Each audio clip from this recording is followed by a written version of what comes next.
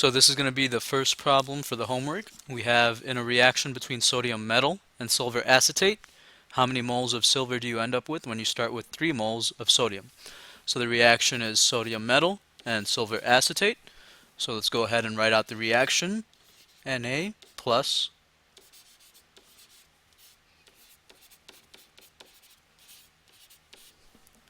so this is going to be a single replacement.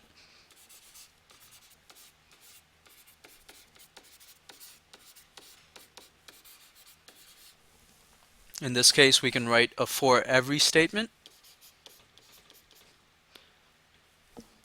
Because this is balanced, it's pretty simple. For every 1 mole Na mixed with 1 mole silver nitrate, silver acetate, there are 1 mole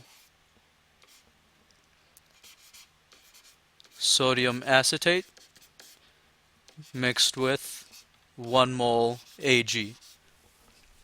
So based off of this, what we're comparing is the moles of silver when we start with 3 moles of sodium. So if this is 3 moles, what do we end up with for silver? So here we're multiplying by 3, which means we would have to multiply by 3 here as well. So the answer should be 3 moles of silver. So we have the second question in a reaction between zinc and lead 2 nitrate. How many moles of lead do you end up with when you start with 3 moles of zinc? So we have 3 moles down here, which means we're multiplying by 3. Whatever we do to that side, we're going to do to this side as well, which means that we would end up with 3 moles of lead using the for every statement, which makes use of our balanced reaction. Third question, in a reaction between potassium and chlorine, how many moles do you end up with when you have 6 moles of potassium? So if we have 6 there, we're multiplying by 3 using our for every statement. And whatever we do to that side, we're going to have to do to the one that we're trying to find, which is KCl. So we're going to have to multiply that by 3. We end up with a total of 6 moles of KCl. So for number 4, what we're comparing is strontium bromide with sodium bromide, and we're starting off with 3 moles of strontium bromide, which means we're multiplying by 3. So we would multiply sodium bromide by 3 as well. So we would get a total of 6 moles of sodium bromide. So question 5 is a little tricky. In a reaction between barium chloride and sodium sulfate, how many moles of sodium sulfate do you need to end up with 4 moles of sodium chloride? So if we're ending up with 4 moles, we're multiplying by 2. How many of sodium sulfate would you need? We would likewise multiply by 2. So the answer is 2 moles of sodium sulfate.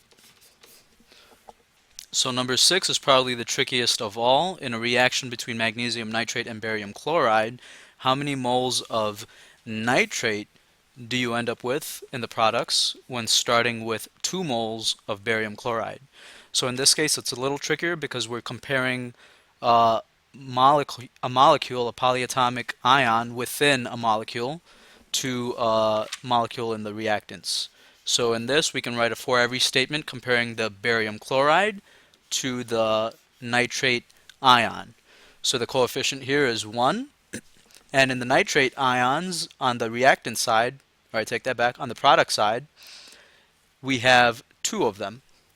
So the for every statement would be a little bit trickier. For every 1 mole of barium chloride, there are 2 moles of nitrate ion. So if we're starting with 2 moles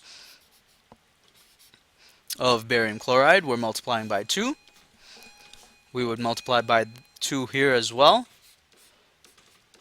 So we would end up with 4 moles of nitrate ions.